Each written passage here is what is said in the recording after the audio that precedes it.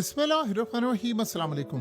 देखिए कितना बड़ा स्कैंडल सामने आया है। दुनिया का शायद सबसे बड़ा स्कैंडल है, लेकिन मीडिया पर उस तरह गुफ्तगू नहीं हो रही जिस तरह होनी चाहिए। यहां से आप अंदाजा कर सकते हैं कि पूरी दुनिया इजराइल किस तरह मैनेज करता है, कंट्रोल करता है। स्कैंडल ये सामने आया है कि इजराइल की फौज ने बहुत बड़ा स्कैंडल ब्रेक किया है उनकी, यानी पेंटागन की जानिब से। उन्होंने कहा है कि इसराइल अमेरिका के अंदर बहुत बड़ी जासूसी कर रहा है और इसराइल की इंटेलिजेंस एजेंसीज अमेरिका में व्हाइट हाउस से लेकर तमाम जितने ऑफिशियल्स हैं इनकी जासूसी करें, इनकी निगरानी करें। खुफिया वहां पर माइक लगे हुए हैं, खुफिया कैमरास लगे हुए हैं, किस फॉर्म में लगे हैं ये अभी तक वो फाइंड आउट करने की कोशिश कर रहे हैं।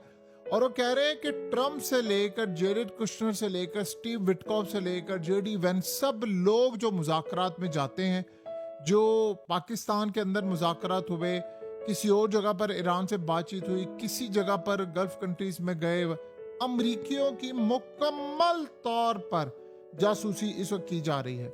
और कहा कि खास तौर पर वो लोग जो मिडिल ईस्ट की पॉलिसी ईरान जंग के हवाले से खास तौर पर काम कर रहे हैं, निगोशिएशन कर रहे हैं, वो तमाम के तमाम लोग उनकी जासूसी इजराइल कर रहा है। यानी व्हाइट हाउस के अंदर ट्रंप की एक एक गुफ्तगू, एक एक चीज मुकम्मल तौर पर इजराइल के पास जा रही है। यानी ये इतनी बड़ी सूरत हाल है कि डिवाइसेस जो हैं वो पूरी तरह लगाई गई हैं, बग्ड है पूरे का पूरा व्हाइट हाउस। हर चीज, खुफिया कैमरे, खुफिया चीजें, एक एक चीज वहां पर उनको पता है। और इस सारी सूरत हाल के अंदर सबसे हैरान कर देने वाला मामला यह है कि अभी तक तो हम ये समझ रहे थे ना कि अमेरिका में डोनाल्ड ट्रंप जब कोई इसने इवेंट या कोई अनाउंस करना होता है, ट्रेड कर लेते हैं उससे पहले उसके जाने वाले लोग। मिसाल के तौर पर उसने अनाउंस करना था मैं ईरान पर अटैक करूंगा, तो जाहिर सी बात है तेल की कीमतें ऊपर जानी थी, तो पहले बाय कर लेते थे। या उसने कहा जी निगोशिएशन हो रही है, बड़ी कमाल की हो रही है, तो वो ऑयल नीचे आना था तो उसको सेल कर देना। वो तमाम चीजें ये पीछे बैठकर सुन रहे होते हैं और उससे पहले ये ट्रेड भी प्लेस करते हैं। ये सूरत हाल है। आप समझ लें कि इतना बड़ा ये स्कैंडल है कि उसको पहले ही, यानी बहुत सारी ऐसी चीजें होती हैं जिसमें ट्रंप बुरा भला कह रहा है कि नेतन्याहू मेरे पीछे पड़ा हुआ है, तो वो इस सूरत हाल में पहले से तैयारी करते थे कि अब ये क्या कहना है क्या नहीं कहना। उनको एक एक चीज पता थी जो अमेरिका नहीं बताता सारी। आज 2026 में पूरे का पूरा व्हाइट हाउस उन्होंने कहा कि बग है, हर चीज बग है। अमेरिका के फौज, अमेरिका की एजेंसियां वो नाकाम हुई है। उसकी वजह क्या? नाकाम इसलिए क्योंकि उनकी खास तौर पर पार्लियामेंट में, व्हाइट हाउस में, उनकी सिक्योरिटी में, उनकी तमाम जगहों पर तो इजराइल के लोग बैठे हुए हैं। आप अब एक मिनट के लिए इमेजिन कर ले, सिर्फ एक मिनट के लिए, कि अगर इजराइल अमेरिका जैसे मुल्क में सारा ये काम कर सकता है तो मुस्लिम ममालिक में क्या कुछ करता होगा। यानी सोचें कि उसका लेवल वहां पर क्या होगा, उसे किन किन लोगों को खरीदा होगा, कहां कहां से जासूसी वो कर रहा होगा। इतना बड़ा स्कैंडल है, इतना बड़ा स्कैंडल है अमेरिका के खिलाफ जो कुछ इसराइल ने किया, इसकी तारीख में कोई मिसाल ही नहीं मिलती। इमेजिन करें जब आप अपने करीबी दोस्त की जासूसी करते हैं तो इसका मतलब ये होता है कि आप मोहसिन कुश हैं। अमेरिका में अगर चंद गैरतमंद किस्म के कोई पॉलिसी मेकर्स हुए तो वो इस मसले पर इसराइल को सबक सिखाएंगे। आपको याद नहीं मोनिका का स्कैंडल क्या था? वो भी तो यही था, वो भी तो इनके लिए काम कर रही थी। तो अमेरिका जासूसी करने का मतलब एक हब समझा जाता है कि अमेरिका के अंदर इतने बड़े लेवल पर जासूसी, यानी अमेरिकी जासूसी करने का मतलब ये है कि इसराइल अमेरिका से मुतमईन नहीं है और इसे डर है कि अमेरिका दबाव में आकर कोई ऐसा फैसला ना कर दे जिसे इसराइल के मफादात को नुकसान पहुंचे। सोचें अगर ये यहां तक है तो वीडियोस इनकी खुफिया क्या क्या होंगी, कहां कहां नहीं इन्होंने काम किया होगा, क्या क्या सूरत हाल नहीं होगी। यानी कि तमाम तर दोस्ती और इत्तेहाद के बावजूद इसराइल ने इस बात का सबूत दिया है कि ये अपने कौमी मफाद के मामले में अमेरिका की नाराजगी की परवाह नहीं करते, किसी भी हद तक जा सकते हैं। और आप अंदाजा कर लें ईरान के मामले पर इसराइल अमेरिका पर भी एतमाद करने को तैयार नहीं। जंग ये लोग हार रहे हैं, तबाहकुन सूरत हाल हो रही है, लेकिन इसराइल अपने करतूत छोड़ने को तैयार नहीं। इसराइल अब तक रजीम चेंज के ख्वाब देख रहा है और ईरान में अपनी मर्जी की हुकूमत लाना चाहता है। तो आप अंदाजा करें इन्होंने ईरान के अंदर कितनी डिवाइसेस लगाई होंगी, कितना कुछ किया होगा, उसके बावजूद अभी ईरान से इनको कामयाबी हासिल नहीं हो पाई। और सोचे मुस्लिम ममालिक में इसका कितना बड़ा नेटवर्क होगा, उनको कैसे ब्लैकमेल करके अपनी मर्जी के काम करता होगा। अमेरिका असल में इसी हुकूमत के साथ मुज़ाकरात करने में मसरूफ है। यानी आप अंदाजा कर लें जो ईरान के अंदर इस वक्त मौजूद है। अब ट्रंप ने कहा जी मैं मुश्तबा खामनाई से मिलने को तैयार हूँ। मुश्तबा खामनाई ने कहा है कि अब हम इतनी बड़ी ताकत बन चुके हैं कि ये रिग्रेट करेंगे सारी जिंदगी, भूल जाए बनाए हॉर्मस को तो हम छोड़ेंगे। अब ये नुक्ता इसराइल के लिए यानी आप ये समझ लें बेचैनी में इजाफा करने का सबब बना हुआ है।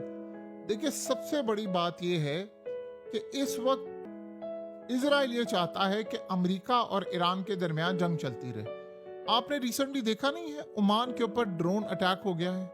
आपने देखा नहीं कई इवन के कुवैत के ऊपर भी अटैक हुआ है। तो ईरान ने कहा जी हमने तो अटैक नहीं किया, उन्होंने तो उसको अमेरिका इसराइल का नाम दे दिया है और उनके जो लोकस ड्रोन है उनकी कॉपी भी तैयार है।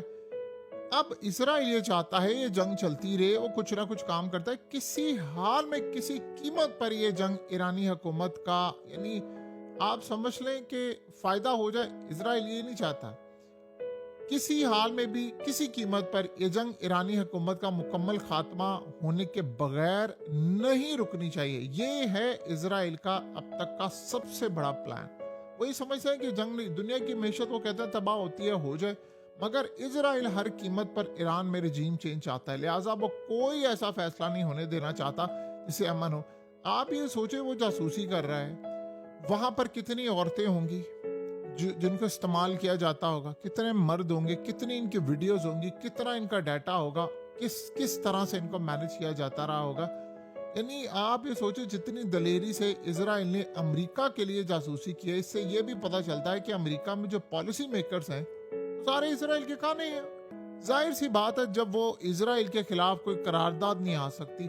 सोचें आप सिर्फ 1 मिनट के लिए सोचें कि ट्रंप की बीवी आई, उसने आकर प्रेस कॉन्फ्रेंस की, उसके बारे में इंकशाफ हुआ कि ये जी जेफरी के साथ थी, फलाना था, उसको भेजा था ट्रंप के लिए, कितना कुछ इनके पास इस वक्त मौजूद होगा। सो अमेरिका में पॉलिसी मेकर्स इसराइल के कान हैं और इसराइल को पता है कि मैं जो भी कर लूं पॉलिसी मेकर्स अपने बंदे हैं। ये मामला अमेरिका की खुद मुख्तारी पर एक बहुत बड़ा सवाल है कि अमेरिका आजाद फैसले कर ही नहीं सकता। आपको पता है रिसेंटली ईरान ने क्या कहा?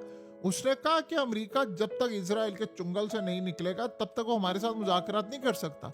ट्रंप मुज़ाकरात करना चाहता था, उसने पाकिस्तान को 10 पॉइंट से थे ईरान के, वो मानने के लिए तैयार हो गया।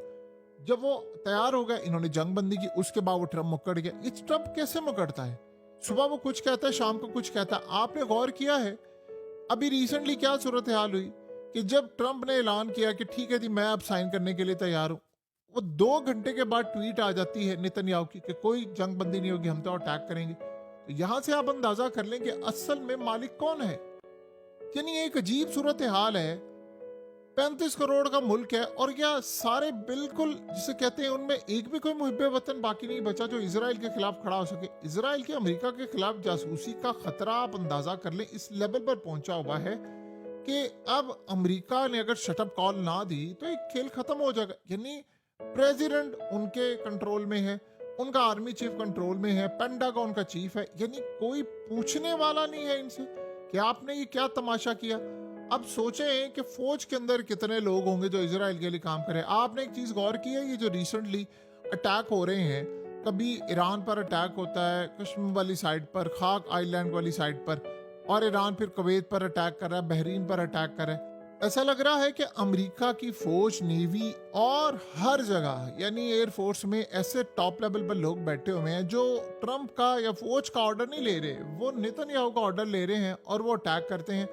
इवन कि ट्रंप आकर कहता है मैं साइन करूंगा, शाम को उसको पता चलता है अटैक करे। फिर कौन कर रहा है? अमेरिका के लिए सूरत हाल देखिए बड़ी परेशान कुन है। जाहिर सी बात है यहां से आप अंदाजा कर लें, फोन हो, चीजें हो, एक एक चीज, यानी यहां तक सूरत हाल है। नेतन्याहू जब गया बरतानिया के अंदर, वहां पर एक बात पता चली और ये बात बड़ी अजीब थी, वो बात बड़ी हैरान कर देने वाली थी। वो बात कुछ इस तरह से थी कि इन लोगों को पता ये चला कि जो बाथरूम में गया नेतन्याहू जब बरतानिया के वजीर आजम के, वहां पर जाकर वो खुफिया कैमरा लगा कर आ गया। यानी आप यहां से अंदाजा कर सकते हैं कि क्या सूरत हाल है कि उनके बाथरूम में ये, यानी वजीर आजम को ये चीजें जेब देती हैं कि वो ये हरकतें करता फिरे, लेकिन इन लोगों के हाँ ये चीज बिल्कुल ठीक समझी जाती है। ये लोग तैयार बैठे होते हैं कि जी ये ऐसा मामला हो जाए तो कोई मसला नहीं, हम मैनेज कर लेंगे। आप यहाँ से अंदाजा कर लें कि इनका लेवल क्या है, इनकी सोच क्या है। यानी वजीर आजम, यानी आप समझ लें इसराइल का अगर ये काम कर रहा है, ये इन्होंने पूरी दुनिया को कैसे, लोग अक्सर कहते हैं ये इतने ताकतवर कैसे हैं, कैसे मैनेज करते हैं, ये वीडियोस के जरिए करते हैं, ये ऑडियोज रिकॉर्ड करते हैं, ये उनके खुफिया प्लान्स को देखते हैं, यही तो काम किया सारी जिंदगी इसराइल ने। और अब आप देख लें कि इनकी सूरत हाल क्या है और इनका लेवल क्या है। बहरहाल अब देखते हैं कि आने वाले वक्त में अब ये क्या करते हैं, लेकिन जो भी मामला है वो इसी तरह का भयानक इनका नजर आता है।